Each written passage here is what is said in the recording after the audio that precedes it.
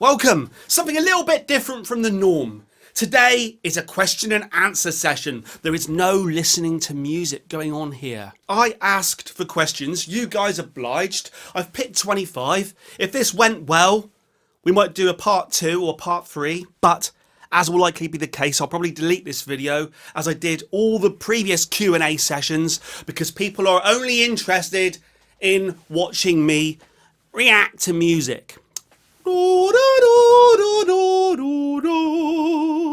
This will probably be a rambling session, so I'll put timestamps down below. I don't expect you to watch this whole video.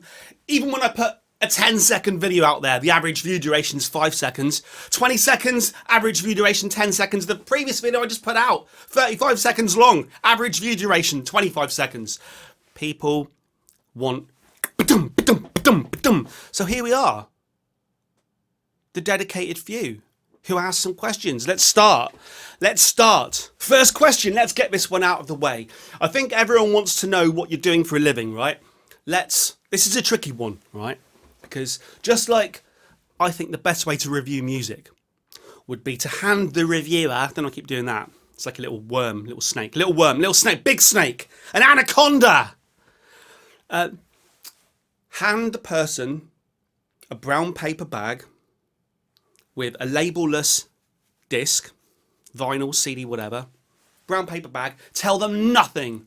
No band name, no country of origin, no lyric sheet, a brown paper bag, you hand it to them, no history.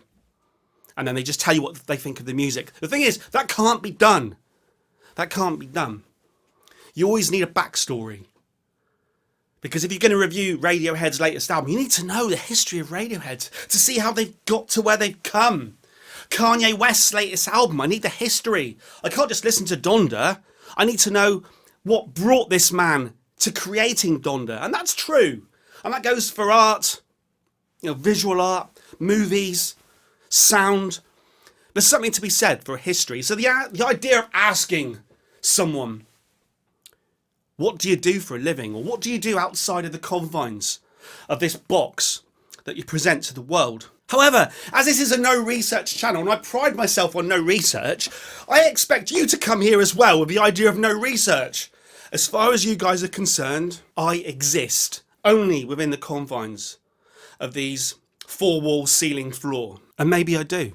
I feel like I do.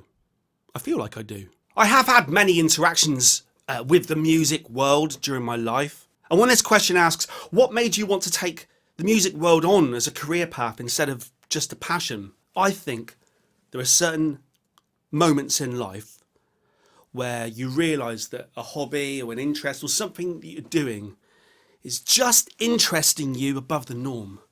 And that happened from a relatively, I was going to say a relatively young age then. Perhaps it was a relatively late age. When you look at the sort of whiz kids on YouTube playing guitar better than Yngwie Malmsteen, better than Steve Vai, just there's like a 6-year-old just playing the solo from Bohemian Rhapsody or whatever. But sort of in my teenage years, I realised that music interested me more than it did the majority of people around me, maybe everybody around me. And I think in your life, I mean, you're watching this channel, so maybe it's music for you as well, but there'll come a point where something happens and it might be like motor racing or filmmaking or whatever, or just like being good at something, maths or writing, and it really interests you. And you try and talk about it with other people and they don't want to know. I remember I had a friend at school who'd bought the Eric Clapton Unplugged album, and he took it back to he told me the story. He said, oh yeah, I bought the Eric Clapton, there was a thing, you guys weren't even alive then, there was a thing called MTV Unplugged. I think it was MTV Unplugged, where famous artists, whoever they might be, Aerosmith, The Cure, Eric Clapton, whatever, would come on and ostensibly they'd be stripped of electric. They'd play plugged in acoustic guitars or mic'd up acoustic guitars. It was all quite electric, but played with instruments with more air. Your electric guitar's solid, and then when you play something like that, you're like, oh, I'm acoustic now. I mean, forget the fact that it might have an amplifier built into it with a graphic equalizer, although this never worked. The day I bought this graphic equalizer on this guitar worked probably once, and then ever since then I played it at 1 gig plugged in. But ever since then I've mic'd it up. But the idea that so MTV Unplugged, and he bought this Eric Clapton Unplugged album, and he said I listened to it and I took it back to the shop because there was just lots of noise on it, lots of people like ruffling, lots of ruffling sounds, and people were clapping and like woo and stuff. I don't know, no. People, there was that point. It was really what a weird point for me. I'm speaking in tongues. What a weird point for me to make, I suppose. But it was that point that I realised other people don't understand music like I do. It's not like I'm some genius guru, but he didn't appreciate the live feel of the album and the fact there was an audience there making a bit of noise, whereas I was basking in like Iron Maiden's live After Death. I was loving live albums.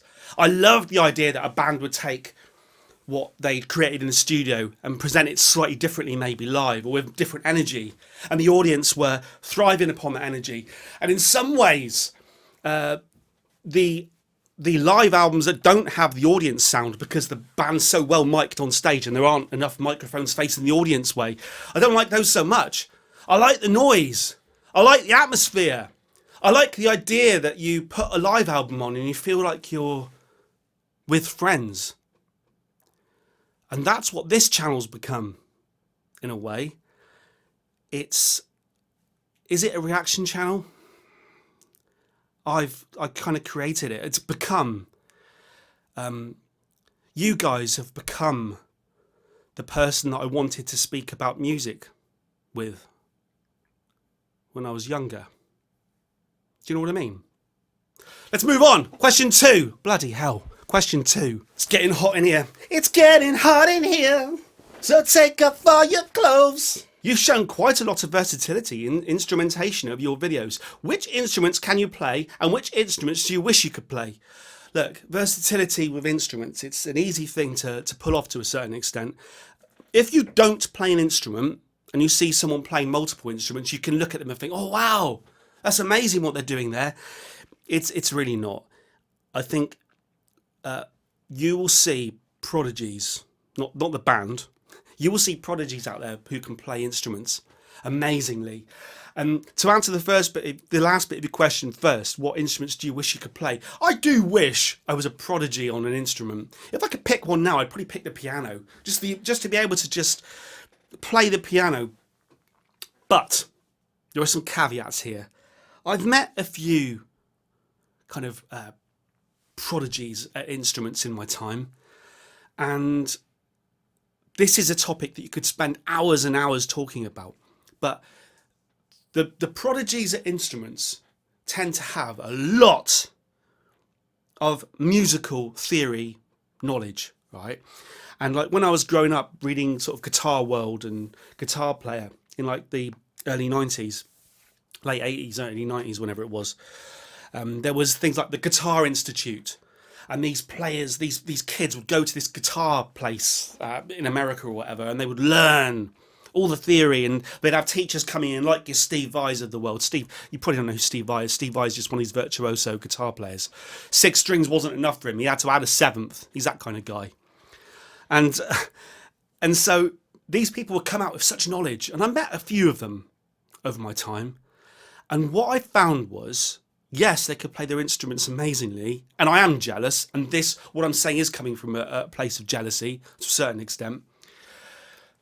But creatively, they made music and played music that I wouldn't even want to I wouldn't subject my cat to it.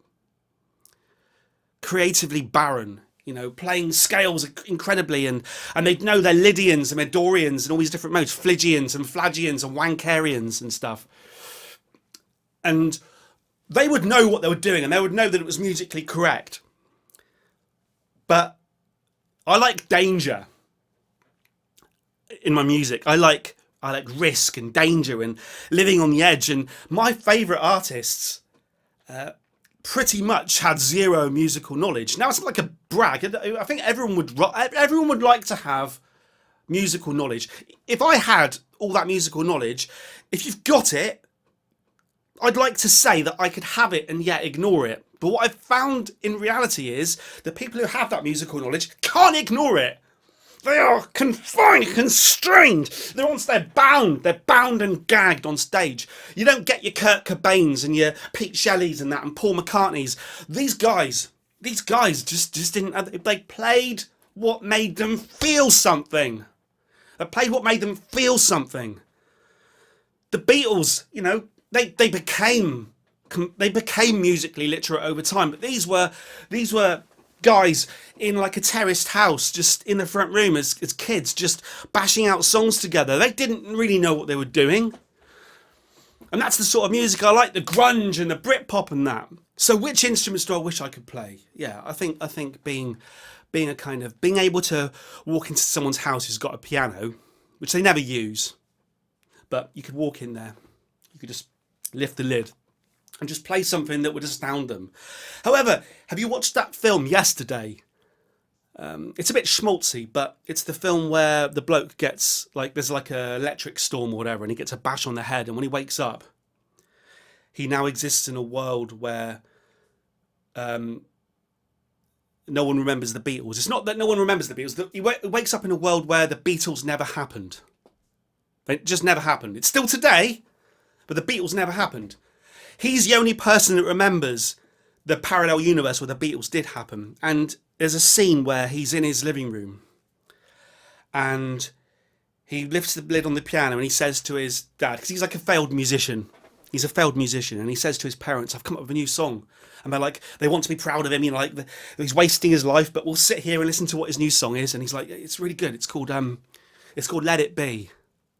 You know, and he sits there and he plays the first. Bam, ba-dum, bam, ba-dum, bam, bam, bam. When I find myself in times of trouble, and straight away the guy's like, "Do you want a cup of mother? Do you want a cup of tea? Shall I get? Have we got biscuits?" And he's like, just listen to what I'm doing." I'll start again. When I find myself in times, and then the dad gets up again. Can we just I've literally played 5 seconds. Just listen. That's actually that. I mean, again, that probably sums up how a lot of people feel when you write songs and you try to play them to people. It's like that scene out of Yesterday, and he's trying to play Let It Be. Can you imagine someone playing you that for the first time? When I find myself in times of trouble, Mother Mary comes to me. And then someone just getting up and having a biscuit and talking. I mean, they're only sitting just there. They're like, they're just next to you. All they had to do was just sit there and listen. But they're like, yeah, so talking about the weather. That is exactly what happens when you write songs and try and play them to anybody. Anybody. Family, friends, anybody. So I'm not sure if it even matters whether you can play an instrument or not. You've shown quite a lot of versatility in instrumentation over your videos. Which instruments can you play? I can play the guitar. I mainly play the guitar. I can play the guitar. I used to, back when I was playing live and recording and stuff, I used to play the guitar pretty well. I'd practice it every day. And I could certainly play all of my own songs to such a degree that I would never have to look at the fretboard, and I could also play most of them behind my head. Now, that shows you the level of musical knowledge you're talking about here, right? Because you're asking someone on a YouTube channel the extent of his instrument playing, and my response is, "Oh, I could play my guitar behind my head." Yeah, just take that as it. Primarily a singer. Yeah, primarily a singer, but which is always quite funny when people then write on my videos, "Yeah, quite a good reaction, man, except for the singing, LOL." It's like, yeah, I'm not just a bloke. I'm not just a bloke who's just randomly singing over stuff. I mean, I do come from a position of fucking something. Do you know what I mean? You're allowed to not like it, mind. if people did like it, I would now have £1 billion and not be in the confines of these four walls, ceiling and floor, talking to you, wouldn't it? Eh? Shh! But I can also, what I was trying to say was it's about musical, it's not about musical knowledge, it's about musical feeling.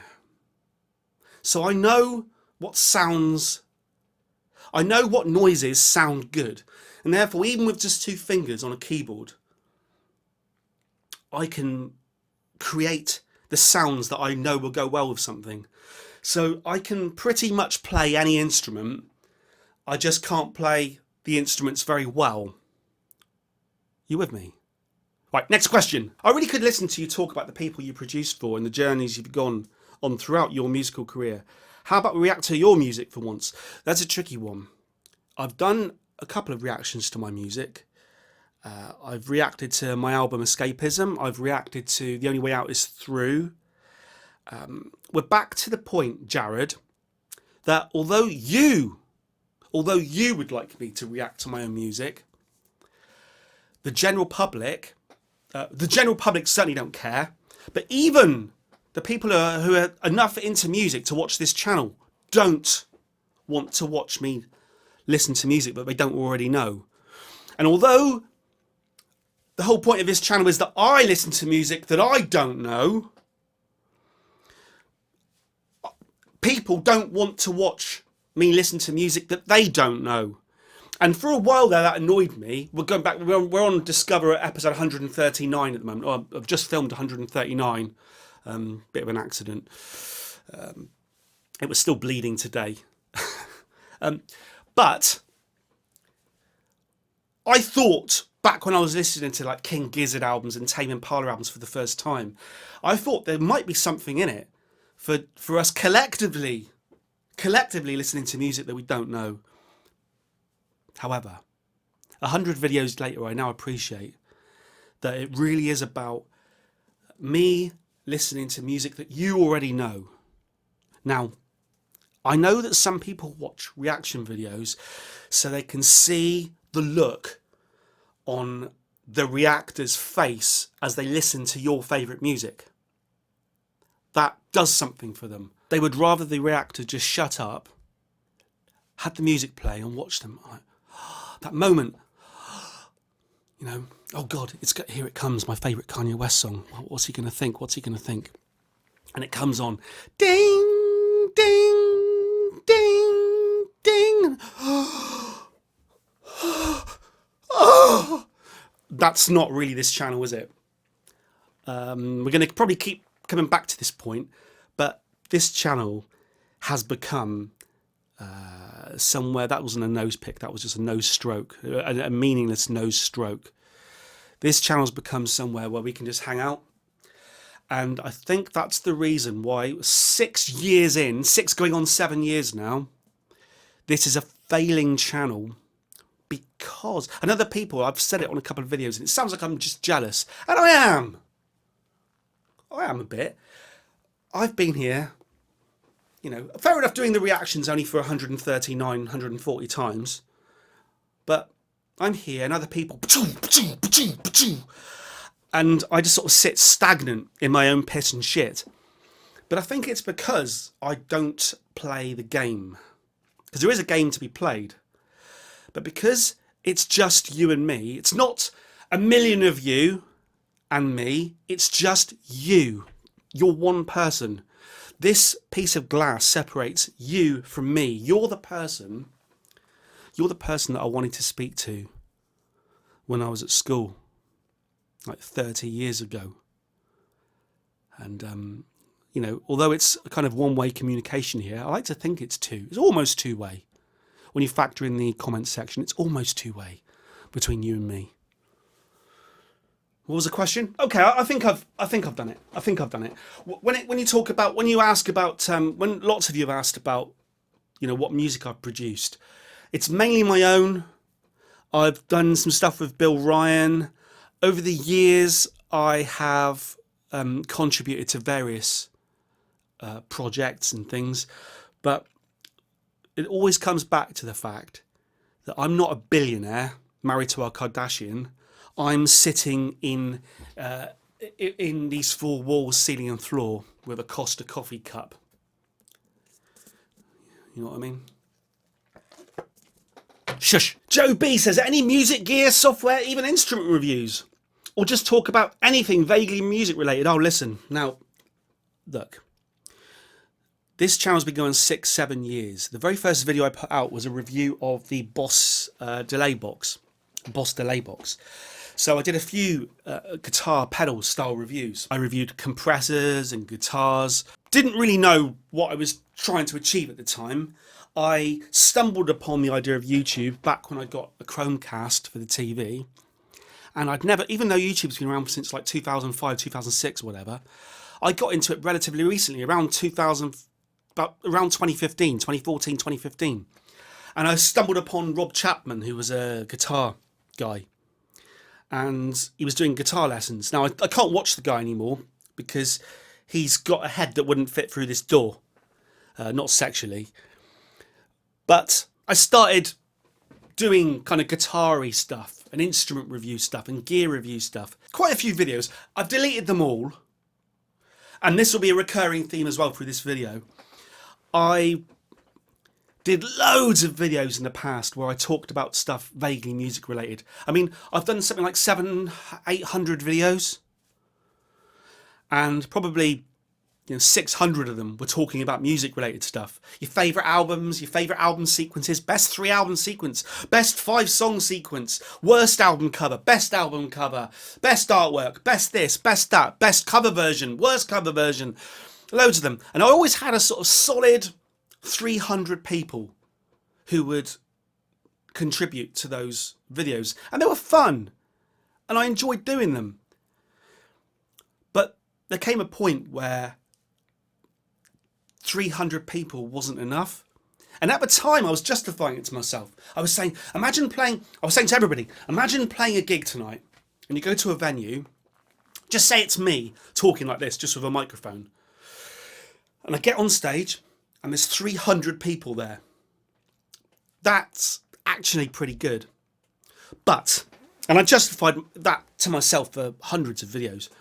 But what happened was the sheer time to do this, and as the equipment gets better, and as I put more and more effort into it, and there is effort, these discovers. There's the setting, there's the getting of the album in the first place, there's the setting up of the lighting, there's the setting up of the sound equipment, and then you roll, and everything has to go all right. And then there's the thinking at the time you're rolling, and then afterwards there's the editing, there's the audio editing, there's the video editing, and then we've got the worldwide block to get past. So there's the cutting, and the cutting now takes days. I mean, one video, like a yay, will take about a week to do. When you're talking about something like My Beautiful Dark Twisted Fantasy, those videos, even longer. And you put them out into the world, and at that point, if they only get 300 views, that's a complete failure. So you go from thinking you're at a venue with 300 people, thinking that's a great thing, to suddenly realising that it's been a waste of your time. Not a complete waste, because there's always something positive about... This is almost like self-help. Talking to you through this piece of glass.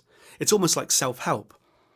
But when it's only 300 people, And even a video like this one, I'll probably end up deleting it. I've done Q&As before, and I've deleted them all off the channel, because you have to be razor sharp. And when I had lots of gear reviews and talking about this, talking about that, Q&As and channel updates, man, channel update. When people see that sort of thing and they think, is he or is he not a reaction channel? No, delete. Just leave up. My Beautiful Dark Twisted Fantasy, Rodeo, Birds in the Night, sing McTrap, Birds in the Trap, sing McKnight. Playboy Carti, just leave them up and get rid of everything else. So this video, over this video's lifetime, will probably get I don't even want to be 3,000 views tops. I mean, even that's probably pushing it. And I'll probably end up deleting this video, because what happens is, if this is the latest video on the channel and someone stumbles upon, Yeezus, the only reaction you need. Jesus, the only reaction you need. And then they go to the channel to see, oh, what else does this guy do? And they see Q&A. And they think, oh, I don't give a fuck about Q&A. Screw this guy. So you've got to be really careful. It's actually like a barren landscape devoid of emotion, YouTube. Just lots of people. And then I get comments, you know, when someone says, oh, you're just attention seeking or whatever, you know, on a video. Oh, you talk too much. You do. You do too much is one. You know, oh, you do too much. Your attention, listen to this. This is the worst reactor ever. This is a new one on me, guys. This guy talks over the music and starts playing his own instruments over the top. What a dickhead. And it's like, yeah, there's definitely an element of attention seeking because, like, you're creating a video and putting it on YouTube. That's definitely attention seeking. I'm definitely seeking attention. They're called views. Definitely seeking views. Joe says, which album single you've listened to on the channel, if any, has inspired you the most or got the creative juices flowing? Now, this is the point where I should have taken. I've got no notes. I've even got books. I could have written. Look, I could have researched. Bought this in. I bought this booklet. I bought it in the village. Actually, in the village. But I've got, you know, got notebooks right next to me. Oh look, there's a video I did once. In fact, there's the only page in the book. Look at this. The only page that's written on in the whole book is the first page, where we've got top 5 best drummers: Matt Tong, Nico McBrain, Dave Grohl, Ringo Starr, Lars Ulrich. So obviously that was a video that's been deleted off the channel since. But you'd have thought that I'd done some research before talking to you, because now we're on camera live, wasting your time. And that's the point of a lot of my editing, is to not waste your time. I'm learning that as well. I used to put full videos out there, like an hour and a half, listening to an album, a half hour of taking the wrapping off the vinyl so you could see the words and what the sleeves looked like and how good the thing was. And people were just dropping the jobs. Viewer attention. Let's see what this old bloke thinks of Dr. Ogden's latest album. And then like, oh God, I'm 5 seconds in and he hasn't started the song yet. Oh, screw this. Click off, you know. So you've got to be a bit careful. What was the question? Which album you listened to on the channel has inspired you the most or got creative juices flowing? Oh, blimey. What, in terms, that's interesting. If you mean like musically, or do you mean in terms of the channel? I think I would have to still give the award for the band, musician, artist that has kind of inspired the progress of the channel. Probably give that to King Gizzard and the Lizard Wizard. Tame Impala, Morbid Angel. When it comes to an artist that I'd never heard before, and then when I heard it, I thought, wow, you know, just Mac DeMarco. Watching Mac DeMarco at work in a room similar to this, just playing all the instruments himself, you know, playing some drums, putting a guitar on, singing over the top, putting it out into the world, people buying it. The idea that one man can make a difference. And the casual, nonchalant way he is on stage is just mwah. So let's say Mac DeMarco. And if I pick an album, let's say Rock and Roll Nightclub. Samuel Park says, which albums that you've discovered through Mercurial number 6 do you find yourself listening to the most frequently? Jay Dilla's Donuts is the album that I listened to, and I have listened to the most since.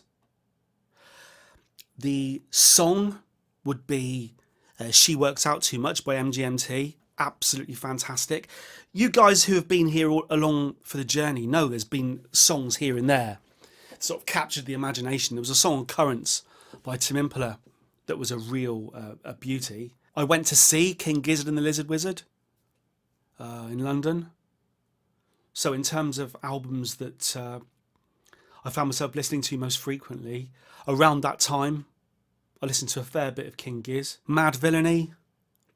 I'd need to go through my record box, really, and remind myself of what I've listened to. But certainly Jay Dilla's Donuts. What band or artist would you say changed your life the most, or had the most impact on your life? Well, you heard what I said about Mac DeMarco. that idea that one man can make a difference. On my life, I would say the moment that my friend came into school and said his sister, I mean, this is like my friend came into school, he wasn't even a close friend. My non-close friend came into school and said his sister had bought an album by Iron Maiden called Seventh Son of a Seventh Son, and that she liked it.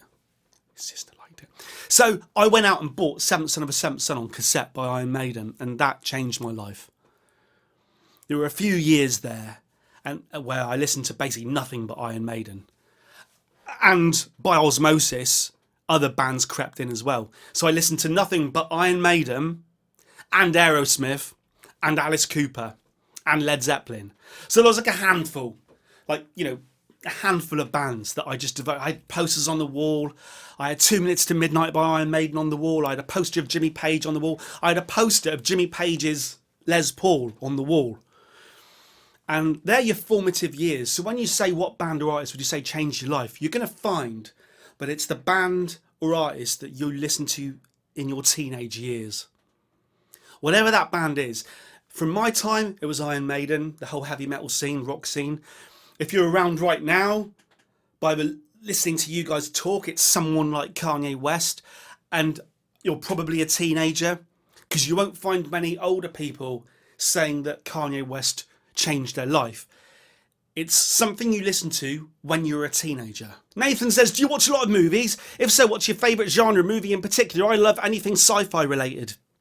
I do watch lots of movies. I bask in art, be that film or music. I love sitcoms. I love comedy.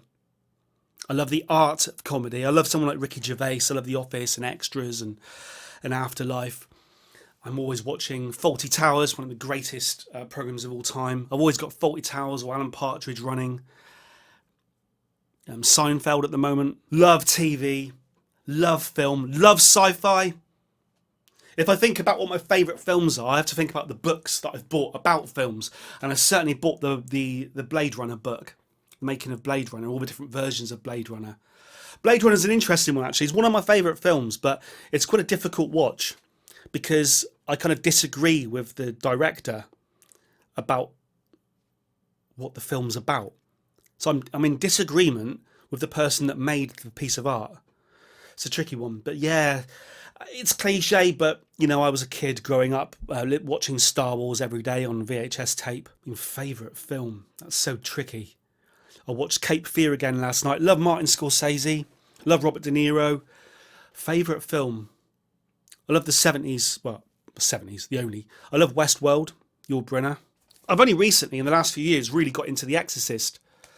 Fantastic film. But anything more I say about that will give away the video that might be being released on September, June, November, on the 31st of October. No Soho Entertainment. How do you expect popular music to evolve over the next 100 years? This is going to be quite a deep one, isn't it? This is deep, isn't it? Will more past styles of music bubble back up to the surface? Will new genres emerge? Emerge. I don't know why I said emerge. Ooh, emerge. Ooh. Emerge could be like the name of a 80s kind of new romantic band. Emerge. What artists will withstand the test of time? Will our great-grandchildren appreciate the Beatles? Look, I'm not sure that the children of today appreciate the Beatles. I'm not sure anyone needs to appreciate anything. It's a tricky one. This is the weird thing, right? When I was growing up, the Beatles, when I was sort of, in bands and talking about music and stuff, the Beatles were so far ago in history as the bands I was listening to then are today. So when I went out and bought Definitely Maybe by Oasis and What's a Story, Morning Glory, and people at the time were comparing them to the Beatles and the Stones, and the Beatles seemed like the past and we were the youth of today, listening to Oasis and we're playing our guitars. And today, Oasis are as far ago in history as the Beatles were to that. Are you with me? Time just keeps moving on, the marching of time. And the youth of today, the current youth, will never truly, not never, because I was listening to Zeppelin and the Beatles when I was in, I'm not sure what I'm really saying here, but the youth concentrate on their current music. So when grunge hit, we were listening to Nirvana and Pearl Jam and Soundgarden and Alice in Chains. And yes, those bands, kind of unbeknownst to some people, those bands were referencing, like Kurt Cobain was referencing the Buzzcocks. But it's the current music. It's what's current. Like people on my Playboy Carti video will talk about how groundbreaking Playboy Carti is. And I'm listening to it thinking it's just someone taking a bit of the punk spirit rather than the gangster thing, taking the punk spirit and putting the punk spirit into hip hop. So musical genres are constantly being invented. Just when you think that a genre can't, just when you think all music's been done, someone goes, there's only so many notes. There's only so many notes. And then like grunge will hit and destroy everything else. And then trip hop will hit and destroy everything else. And then Britpop hits. And although Britpop, which was like a mid-90s thing around the sort of Rule Britannia, Tony Blair, New Labour sort of era, it was like a swell of, it had no real sound particularly. It was more of a collection of bands who were just like trying to make Britain cool again, kind of. But that referenced the past. It referenced the Beatles and the Stones and Bowie. But it was still a new genre, kind of. And then like, as the time goes by, then you had the kind of the Britney Spears type really super produced pop music. Your Britney and your Christina and Justin Timberlake, which is still going on to this day, with your Dua Lipa and all this sort of stuff. This sort of super produced pop music. And the Arctic Monkeys came along and brought guitars back again. So, what was the question? How do you expect popular music to evolve over the next 100 years? Whenever someone mentions computers, they talk about it in terms of taking the emotion out. Artificial intelligence being used to create music with no human involvement. And there'll come a point relatively soon, I'd say, maybe even already here, but where you could just have constant new music playing in elevators and lifts and shops or whatever, just being, just produced. Maybe for free. You just buy the algorithm and it just does it for you. No need to pay radio stations or companies or whatever, bands or UMG or Warner, Sony. But there'll always be human input because music fundamentally comes from the soul. So you've got like the rise of auto-tune, right? And that's the main culprit, I think, for when people want to start saying about how technology has affected music. You've got a collection of people who can't sing, who would never have made it on voice alone in the past. Because even when you talk about people that from the past who you say probably they can't really sing, they wouldn't do well on Pop Idol or American Idol or whatever, Bob Dylan or Alice Cooper or whatever. Do you know what? They could all hold a note. And I can point you towards songs where Bob Dylan sounded absolutely fantastic. But a lot of these guys today, they can't sing. They can't sing. You guys point me towards stuff. You go, no, watch this. Watch Kanye here. Look at his fantastic use of auto-tune. He's used it. It's a choice. It's an artistic choice. He's choosing to use auto. It's hard. Someone once wrote, it's harder to sing with auto-tune. Harder because you have to know what specific notes to sing to make the auto-tune select the right notes of the chromatic scale or whatever. So there's a lot of kind of justification for technology, whereas I would look at it the other way. I always have done. Look at it as a way to be different. It's Travis Scott uses it in a way that sounds artistic and melodic. Kanye does. He uses it in such a way that sometimes you just have to stop and just applaud. Like, that's really good, mate. I was listening to that Don Toliver album. And I think that guy can actually sing, but he was a guy who's choosing to use auto-tune, probably just to make it sound like it's 2021. But just be careful there, because music, the best music, just sounds timeless. You know, you can put "What's Going On" by Marvin Gaye on now. Well, that's not true. If you put "What's Going On" by Marvin Gaye on now, it sounds like it's years and years old. Sounds like it's from around 1970. So I think it's very difficult to make an album that actually is timeless. But certainly auto-tune pins you down. I think pop music will go round and round and round. It's self-referencing. It's self-referential. Will our great-great-great-grandchildren appreciate the Beatles? When people talk about classical music, right, you think of classical music as being a bunch of old blokes in wigs hundreds of years ago, conducting, writing notes on, notes, proper, musical knowledge, with orchestras playing it. And it also, just thinking about Beethoven or Mozart, you're just blowing the dust off it before you even, and some sort of record with and the song names are like, so and so 15th overture. It's very, very, it's stuffy, mustachioed library book, blowing the dust off. But remember, Mozart, he was a precocious little child prodigy genius. Watch Amadeus. You had like Paganini, who was like the Steve Vai of his day, showing off on his violin or whatever. Those guys were the rock stars of their day, right? Yes, they were of their time, wearing the same clothes, and yes, now you can see why we go blow the dust off. But like Playboy Carti, the equivalent, your Kanye's, your Playboy Cartis, your Robbie Williams, whoever, they were all around back then. What you're going to find is, and it's happened already to a certain extent, the Beatles will be just seen as classical music. Once you get past a certain time, things fall into becoming classical. And certainly even when I was at school, and think about that, the Beatles broke up around 1970, right? Like Let It Be it wasn't their final album, but it was the final album they released. Came out, I'll get it wrong now, 1970 I think, 1971, 1970. But the Beatles broke up around that time, right? And when I was at school, the music teachers were already talking about the Beatles as if they were classical music.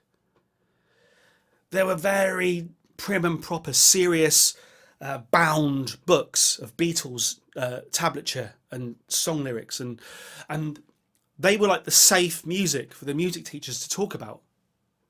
The Beatles were being talked about. You had Mozart, you had Beethoven, and you had the Beatles. So what's going to happen is music's going to become classical, right? And in 100 years' time, when whatever evolves, hip hop or whatever it is in 100 years' time, who knows? Well, I'll be dead. Kanye West will be classical music. He'll be classical music. Will our great-grandchildren appreciate the Beatles? Will your great-grandchildren appreciate Kanye West? There'll be a music school, music class, and they'll be studying the works of Kanye West. And the youth of that day, in 100 years' time, will be going, just like people at my school did, oh, the Beatles, oh, God, oh, no, not Yellow Submarine again.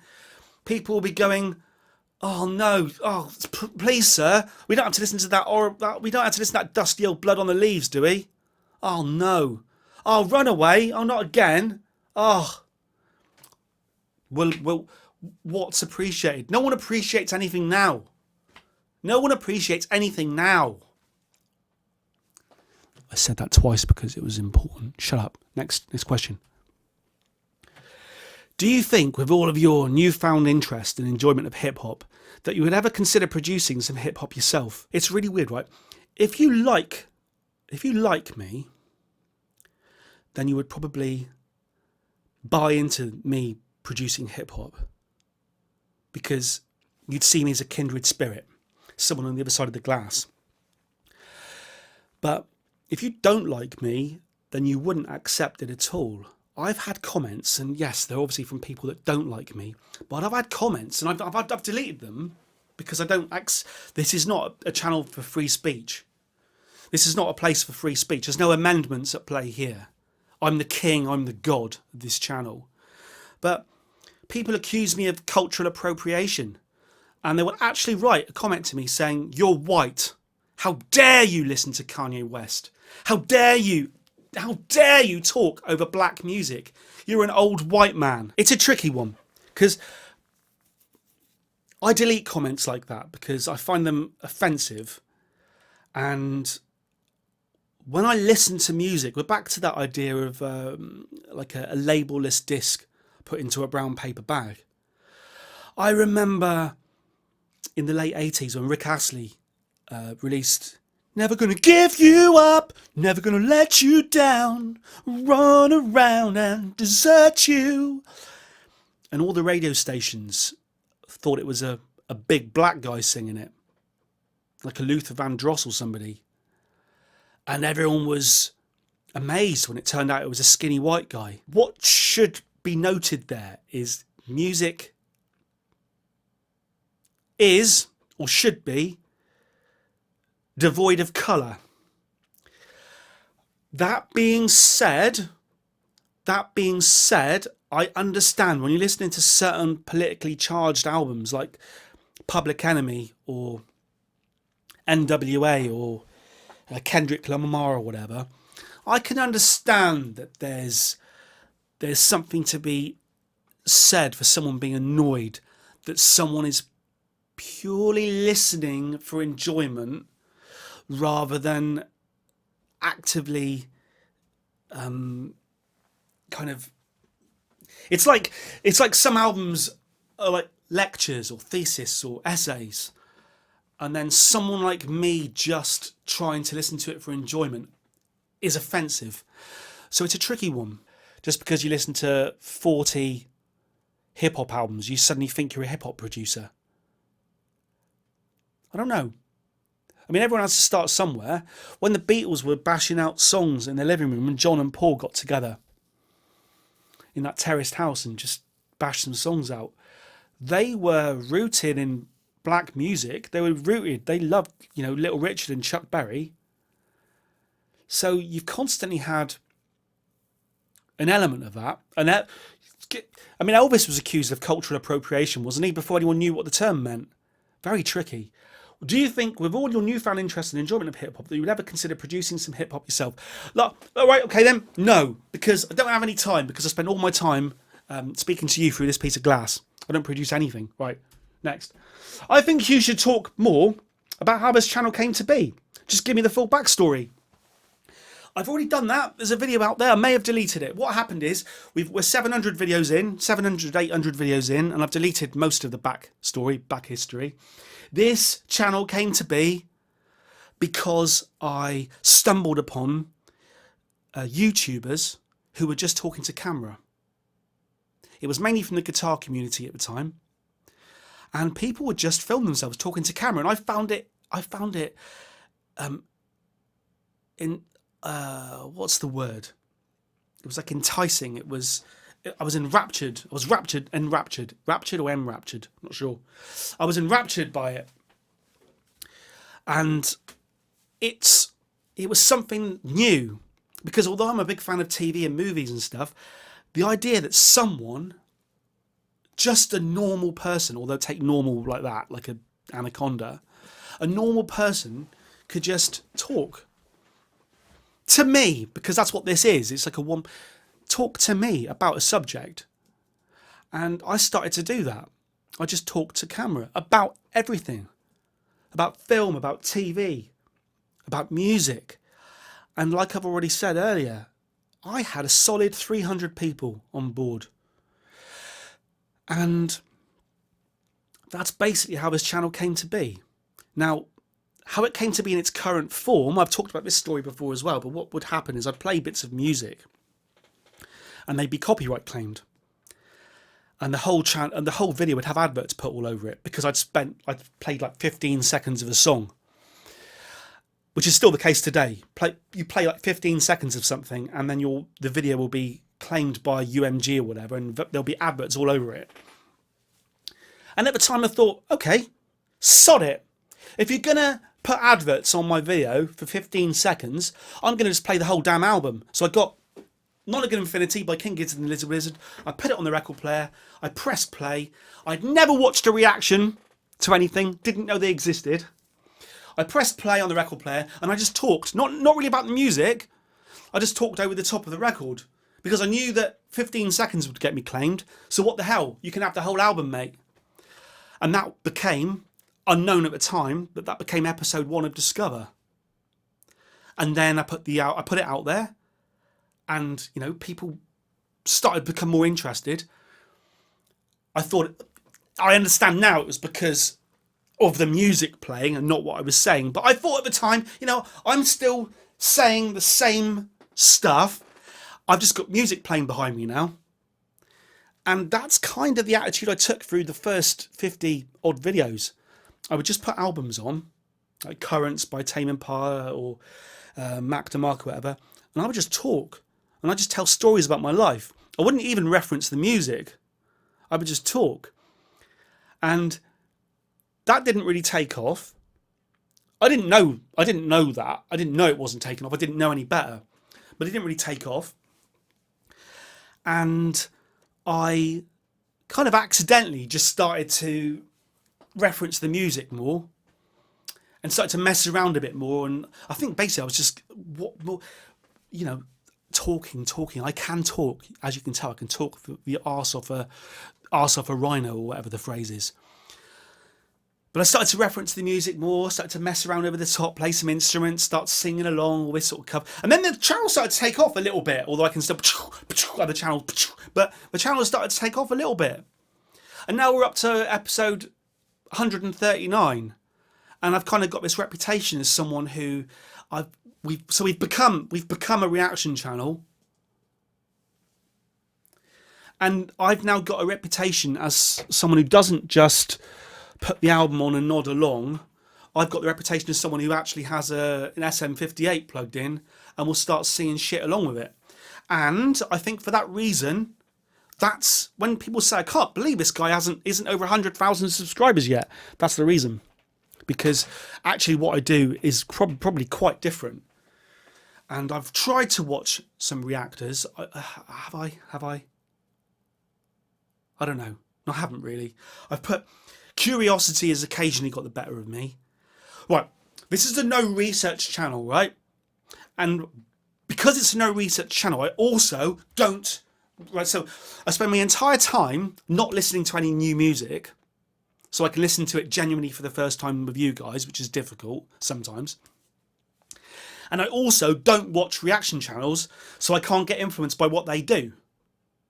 So basically I live in a vacuum, a void. This room, it's like a TARDIS.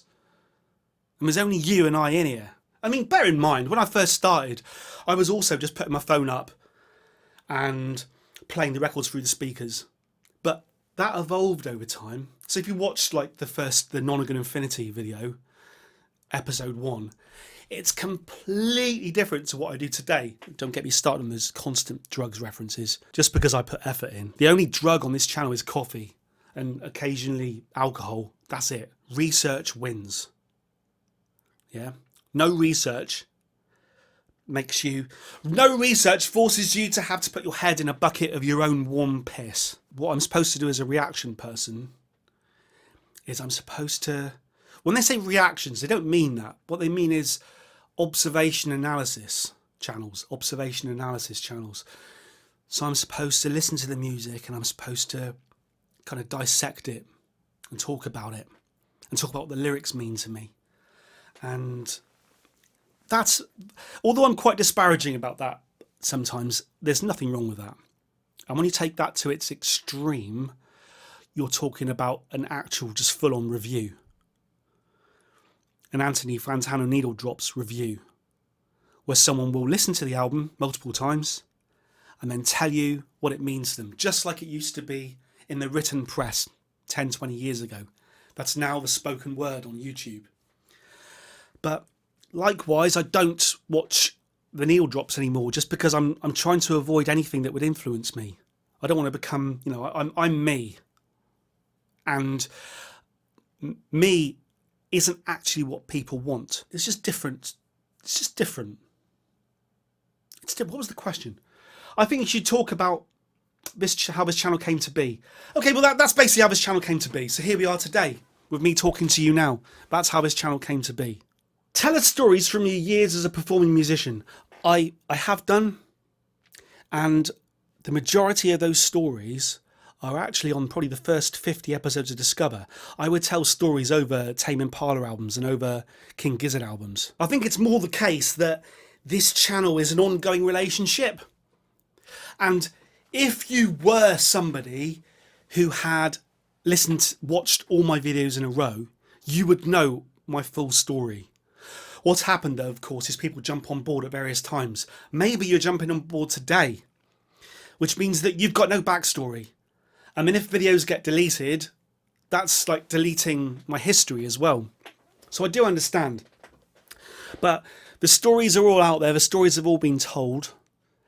And I'm the sort of person who revisits, you know. Music revisits itself. I revisit myself. Tell us stories from your years as a performing musician. I mean, the story that the story I reference the most, and the people that the first 300 people that used to watch all the time. When I started doing these sort of reactions, that's the point that the people that liked the talking to camera, they stopped watching. Because ostensibly they saw the title of the video was like Currents by Tame Impala, and they thought, not interested, mate. What they didn't realise was it was just me talking to camera still with some music in the background. But tell us stories from your years as a performing musician. One of the best gigs I ever played. It was when I was about 17, 18. Can't remember now. 19 maybe, 19. And it was a packed student union, it was like the first, what do you call it, a freshers night or something. People in this country will know what I'm on about. I don't know what you call it in America, but it was like a student night where the student venue with all the cheap beer that's actually in the university. We were playing this place. We had some original songs, and it was like original songs and covers, kind of heavy metal, slightly glam metal band sort of thing.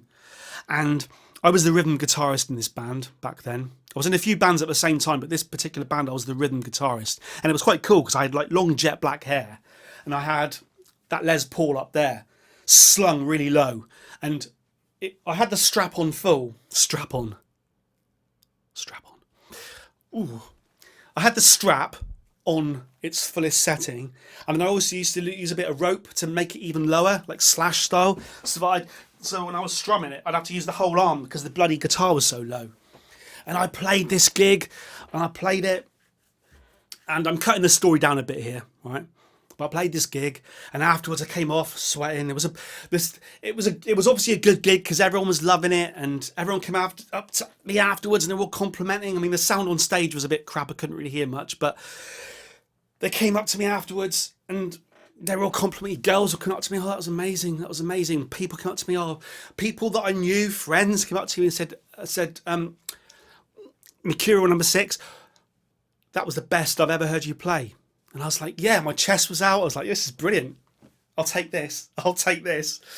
So I thought, right, anyway, so I walked back up to the stage because I just jumped off. You know, like, get to the end of the gig, jump off, whoa, thank you. And, you know, the singers, thank you very much. And I'm drenched in sweat, and I'm coming off, and everyone's coming up to me, how good it is. I go back on the stage to pack my stuff up, and I go up to the amplifier, and my guitar amp switched off. I never switched the amp on. So the best compliments I ever received from my guitar playing were when I had the guitar amp switched off and no one could hear me. They imagined they could hear me. I imagined I could hear me. And that was one of the best gigs I ever played. Next. Will you ever do another live stream? I think that'd be sick. Live streams are interesting, aren't they, my mercenaries? I did try a couple. The problem I've got here, and it was certainly, maybe it's an historic thing. Maybe I have sorted it since. God, it's hot in here. Look at me sweating. So hot in here. You know, the lighting in this room. Holy shit! It's 4 walls. It's radiating sheer heat at me. You know, it's like winter out there, and I'm in here wearing a Hawaiian shirt. Will you ever do another live stream? My internet connection used to be like a rubber band and a set of mice, and the mice were constantly trying to, you know, stretch the rubber band. But have you seen a mouse trying to stretch a rubber band? They haven't got the paws for it. They haven't got the paws for the claws. Not claws. Claws for the cause. Claws for the cause. They haven't got the claws for the cause. They haven't got the claws for the cause. And also, I really enjoy the edit. I enjoy the power of the edit. I enjoy being able to cut things out to speed things up. I enjoy being able to remove mistakes. I enjoy editing for artistic reasons. Not that any of that will become evident in this video, because this video is going to be, I can already know because of the fact that my voice is dwindling. This video is going to be a monstrosity to edit. But I think the answer is going to be yes. I probably will do a live stream. I'm not a natural live streamer. I'm a natural editor. But we'll see. Come on, speed up. 14. Just Snacky. Tell us more about the importance of a music experience in your opinion. I love the fact that you don't want any focus on lyrics and stuff on a first listen, just to enjoy the experience. And as you say yourself, let it come from your heart. Music is in the heart. It's not that I don't want any focus on the lyrics. I think the lyrics thing got a bit out of hand over time. What would happen is I'd listen to albums and people would comment that they were disappointed that I was speaking over the lyrics or not referencing the lyrics. And they still do it to this day. Every day, pretty much, someone will write, "Oh, I'm really disappointed. I was really waiting to see your reaction on your face to that particular lyric. And when it came, you were too busy laughing or drinking coffee or playing the guitar."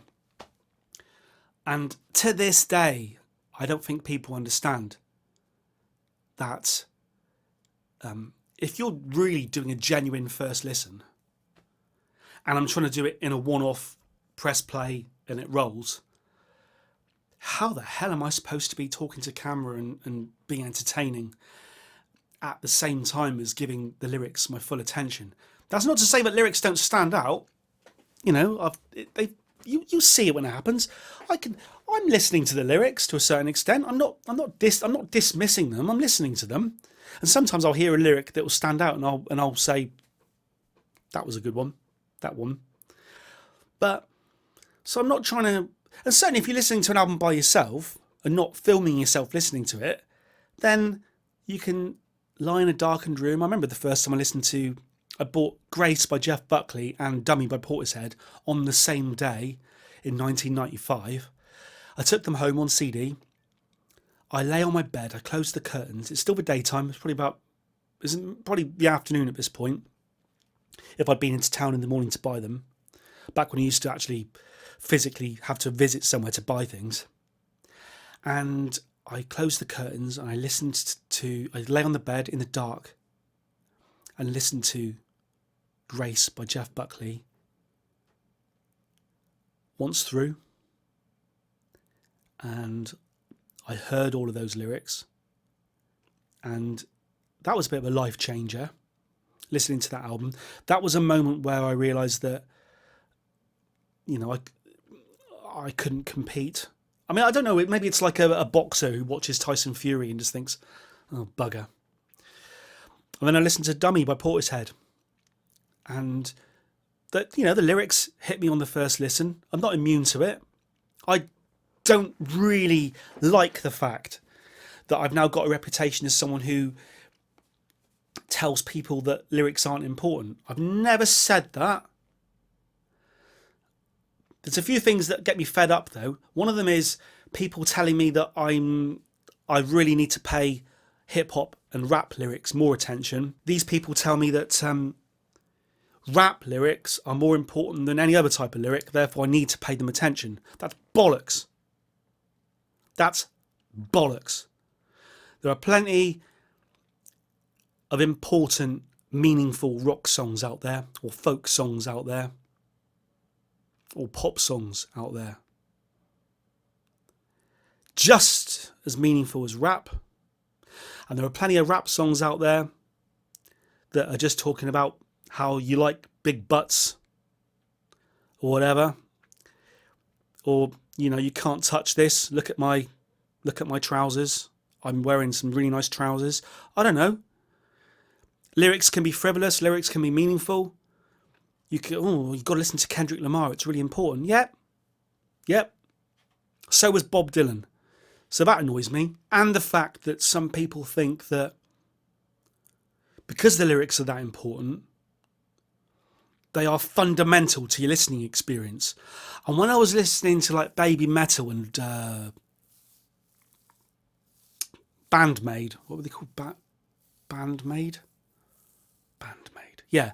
Some of those Japanese bands where they're obviously singing in Japanese, or some of the time singing in Japanese. It's just great. If you let, like this question says, where I've said about the importance of music being an experience. Music is sound. Sometimes you can make the lyrics out. Sometimes the lyrics are the most important part of the song. Sometimes it's a bit of a wash. Want to listen to Morbid Angel or some of the foreign bands, even like Welsh bands, you know. Do you need to even understand the lyrics? Or can it just be the noise, the sound of the words? You've got foreign cover bands. You've got bands like in Italy playing cover versions of English songs. And the blokes in the band don't speak a word of English. Not a word. They are phonetically learning the songs and singing the sounds of the words. And they sound perfect. But they don't know what they're singing. Stop telling me how to listen. If I could give you any advice, it's don't let anyone tell you how to listen to music or how to watch a film or how to experience a piece of artwork. How many times have you looked at a piece of artwork and thought, oh, that's brilliant? And someone else would go, oh, what a load of rubbish. What a load of rubbish.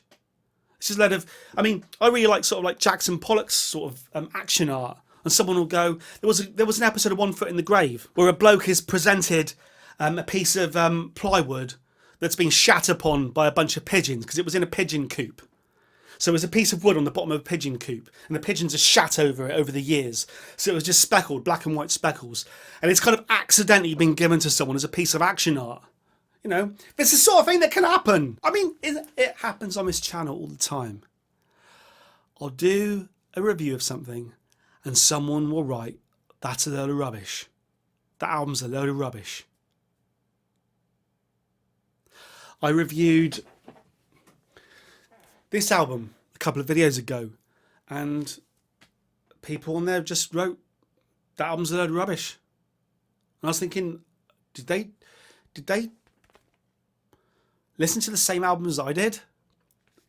And the fact is that no, we didn't. Because you think when you put an album on, when you hear music in the shops or on the radio, you think everyone else is hearing the same thing you're hearing, but they're not. Just like everyone isn't seeing the same things you're seeing or feeling the same things you're feeling. Two people will hear a piece of art in two completely different ways. And then they'll argue about it from different positions. So that's why when people write on my videos quite often, is there any album this guy doesn't like? It's an interesting one because obviously I've grown up quite happily telling people that I don't like certain music or certain bands. But actually when it comes to the point where I'm talking to you through the piece of glass and I'm trying to listen to music as an experience, it's very hard to say that you don't like something, because I can always appreciate the effort involved. For those people to get together, write the songs, record the songs, go to the effort to have it exist with artwork on a piece of vinyl. And there was a person who used to watch this channel called Explosive Notes, and I had many an argument with this guy, good guy, and I would say, I can always appreciate the effort. And he would say back, no one needs to appreciate effort. It's either good or it's bad. Like, I don't need to know that you'd spent 12 years recording that. I mean, you know, good on you. 12 years, every day for 12 years you spent recording that. It's still shit. That was his point. And he's kind of right. But on the other hand, because there's always a flip side, if you allow yourself to appreciate the effort, then even an album that technically maybe 10, 20 years ago you wouldn't have liked, I think it comes of age. This is what I meant to reference earlier, actually, with the Beatles thing and the teenage formative years thing. I think when you're listening to music as a youngster, and like if you're a teenager now ensconced into Kanye West and Travis Scott or whatever, and someone plays you something that's kind of out of your comfort zone, or something you just think's bad, you'll happily vocalise how bad it is, and you won't listen to it. Just like I didn't really have any interest in jazz when I was a teenager. But I think with age, as you get older, so as you get closer to death, you'll start to be more accepting of shit. But it's also difficult to remain someone who cares about what's current, because what most people tend to do is they fall in love with a style of music or a certain band in their teenage years, and they get fixed on that forevermore. And I've been guilty of that to a certain extent. I've told you many a time, long-term viewers, that I spent years just listening to Highway to Hell and having a beer. But actually, physically, kind of, this channel has forced me to listen to new music. And what's the point of forcing myself to listen to new music and then constantly telling you that I don't like it? Do you know what it would give me? It would give me views. If I gave My Beautiful Dark Twisted Fantasy a 6 out of 10, that's what it's all about. Do I really believe it's a 6 out of 10? I'll keep telling you again and again that I do. But I probably don't. I probably think it's much more than a 6 out of 10. I'm just not going to tell you that anymore. Do you know what I mean? Let's power through the last 10. What do you do outside of a channel? You come off as a great music teacher or philosopher to me. I'll take that. We've talked about how brown paper bag, no label, no research. I want you to be no research as well. I couldn't teach music, but I could probably... The second part, this sounds like I'm blowing my own trumpet now, but I know kind of what you mean. I wouldn't make a good music teacher or a great philosopher, but in terms of at least trying to explain to someone why music is important, I'd like to think I could have a fair stab at it. What's happened over time is music has become... It was always background to some people, but at least it was background that you had to buy. And then music became a free commodity. And now music being everywhere is the norm. Music being free is the norm. Music being skipped because of streaming. Just skip it, skip it, skip it, skip it, skip. I do it as well when I stream stuff. I'll listen to one song and think, oh, sod this, and I'll skip whole albums. But I'd like to think, give me a collection of physical media, give me a collection of vinyl records, give me a room full of people, give me a record player, some speakers. I'd like to think I could at least convince people that music has artistic worth. You should do full reviews on Patreon. We could support you that way. Or you don't want to feel like it's a job. The Patreon thing's an interesting one, right? So anyone who doesn't know, you can pretty much get all of my full reviews on my website for free. Other people charge for it, and they make quite a lot of money. I currently do everything for free. There's an element there that I don't want to feel like it's a job. This is just something I do because I'm a music philosopher, I started with 0 viewers, 0 subscribers, did hundreds of videos, got up to a solid 300 viewers. That was fine, until it wasn't fine. Now I'm nearing 100,000 viewers, subscribers rather, which sounds good until it's not good. And there does come a point, I suppose, where time is so precious, and I'm getting old, you know, getting closer to death. There's probably a time where I need to think about making some money from this. I never have till this point. And I know I shouldn't watch what other people do or get jealous, but I kind of do watch what other people do, and I think, oh, that's cheeky. And I've got to stop thinking it's cheeky.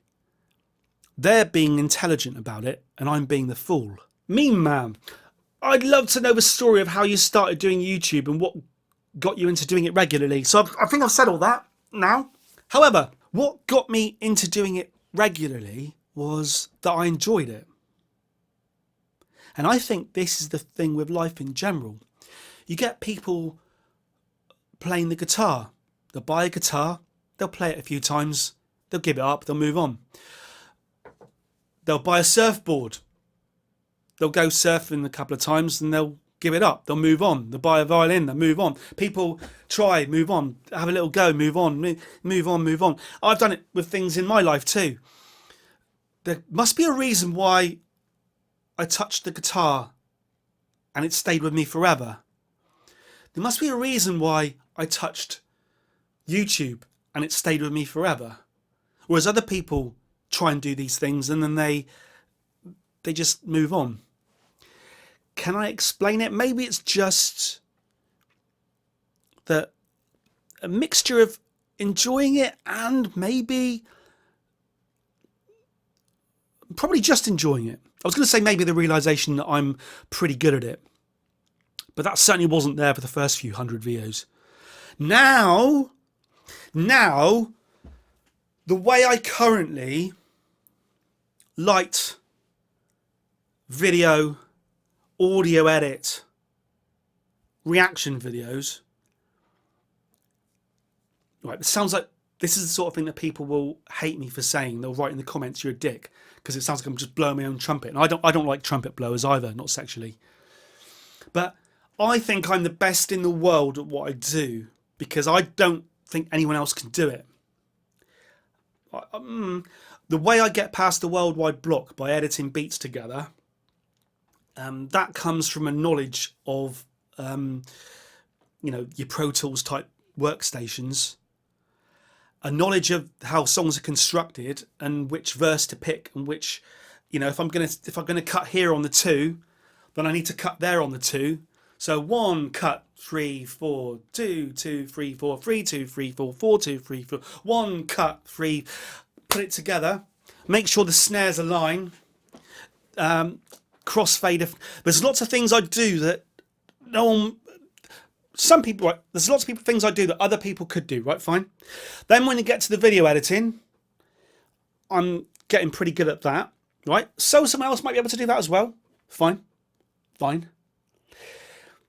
Then when it comes to like playing the guitar on top, I've got a few decades of guitar playing there. So, right, okay, some people might be able to do that as well, right? Fine. When it comes to singing on top, I've got a few decades of being the singer of a band, right? Whether you like it or not. Yeah, some people might be able to do that, right? Fine. When it comes to, pitch shifting bells, right? And getting them sort of tuneful with the music. Yeah, some people might be able to do that, right? But when you put it all together, that's so valuable. And if I had to charge, just say, I said this to someone the other day, because I was not moaning, I was just talking about, you do it for free, do you? I was saying to someone the other day, if I had to charge someone, if someone asked me to produce, just say my Yeezus video, right? And someone came up to me and said, can you produce a video like that for us? Just like that. Tommy Cooper. I'd probably have to charge them so much. I mean, I said I'd probably have to charge them like $2,000 to do it. But I do it for nothing because I'm a fool. Next. let's get through these. Right, we've got another few to go. How can I get you to review my own music? Okay, so Mahaz's question is basically, how do people get me to review their own music? The reason that I don't do it is the reason I just said. If you think about the fact that it takes me 2,000 quid to do it, but I do it for nothing, so I'm down £2,000 per video. I'm costing myself a fortune. And also, remember, no one will watch. I've tried it. I've tried it with unsigned bands and all sorts of stuff. I've tried it. People know I've tried it. People, long-term viewers will know I've tried it. No one will watch. It'll be disappointing for you, disappointing for me. We'll all be sitting in a puddle of piss being disappointed together. From the amount of album experiences that you've shown us in the world of hip-hop, do you have a certain favourite or the most memorable? Oh, there's been loads of great album experiences. Death Grips, Money Store was a crazy one. Year of a Snitch, likewise, crazy. I probably think that the biggest kind of epic thing I ever did was the My Beautiful Dark Twisted Fantasy reaction, split over a number of videos. Do I have a certain favourite from the world of hip-hop? From my actual Discover episodes? Maybe, oh God, Jesus, Life of Pablo. Let's say Rodeo, Travis Scott. Do you have a movie that resonates with you because it explores music on an emotional level? Oh, blimey. There you go. When it comes to like emotional films, Sideways, I always liked, although it's more about wine. But I think wine, I'm looking over at Wine Bottle. Wine and music are intrinsically linked. Anvil. The Story of Anvil, Spinal Tap. But no, Anvil. We'll go with Anvil on that one. I love Some Kind of Monster as well. But Anvil. Show us your music gear. Why you chose them, what makes them so good. Maybe do a little office tour. I mean, possibly. You've pretty much seen it in all the videos, to be fair. We've got a baritone guitar, a Les Paul. We've got a Fender Precision bass. We've got a Fender Telecaster.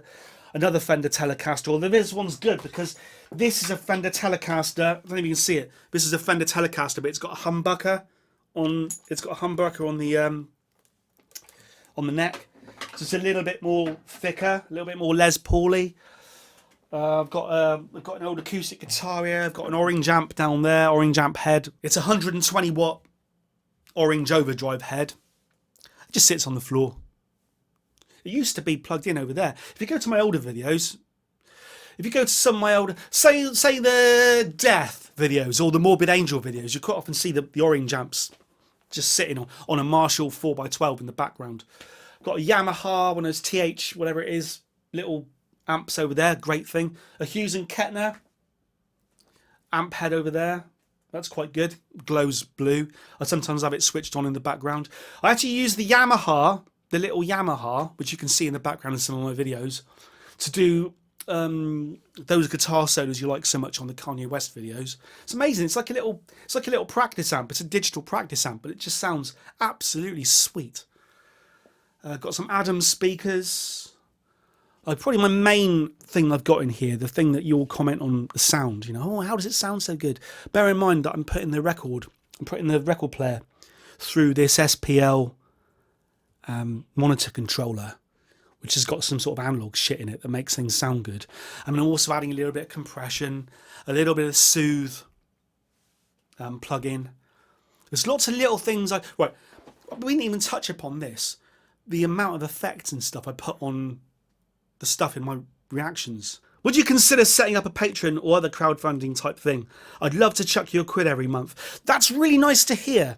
A few of you have said that you're actually a bit annoyed that you can't actually reward me in some way for doing this. And whereas I thought that doing it free was like a good thing to do, the best thing to do, the right thing to do, the constant sort of feedback I get from you guys, a small section of you guys to be fair, but is that you're actually almost offended that you can't give me some money. which is really nice. Which is why I think this is nice. This is nice. You should start posting full production videos. You're such an inspirational dude. Well, thank you. I mean, you know, it's just like if I say yes, I am, then I'm blowing my own trumpet again, sexually or not sexually. I used to post full production videos, but no one watched them, so I deleted them. You know, maybe in the future. Question 24. What album have you listened to that surprised you the most? What, in my life? What's your favourite instrument to play? Guitar. Where does the Mercurial number 6 name come from? The Prisoner. What album have you listened to that surprised you the most? What album have you listened to that surprised you the most? Do you know what? Maybe. Well, okay. I don't really know. I'd need to give that a lot of thought. But I once did a Mercurial album called Misplaced Childhood. I did it because I went into a record shop and I said to the person with me, pick any record you want and I'll do a Discover episode on it. Just from the artwork. Just pick whatever you want. And she went up to this Mercurial album. She picked it up and she went, this one. And I was like, no, you know, you can choose again if you want. And she was like, no, this one. Because when I was growing up, listening to Iron Maiden, listening to Nirvana, Pearl Jam, Soundgarden, Alice in Chains, Oasis, Blur, whatever. Mercurial, one of those kind of stagnant bands, you know, like some old person's band. And I put the Mercurial album on, and it was absolutely fantastic. Huge surprise. And in some ways, the old Genesis albums as well. These bands, like, you know, when I was a kid, you know, playing in bands, you were not listening to Phil Collins. But now, it's like with the passage of time. Now, I see the genius everywhere. And I was a fool. I was a fool. Final question. Can you recommend an album or two for us to listen to? Oh, Christ. Yeah, right. Well, okay. Go and listen to Grace by Jeff Buckley. Go and listen to Dummy by Portishead. Go and listen to Trouble Gum by Therapy. There's an album I haven't listened to. I might go and listen to that this afternoon. Go and listen to Trouble Gum by Therapy for a collection of like pop punk songs. Everyone should listen to the first, everyone should listen to Dr. Octagon's album, because this is the album that, this is an album that kind of changed my life. I bought this in 1996. Don't even see that.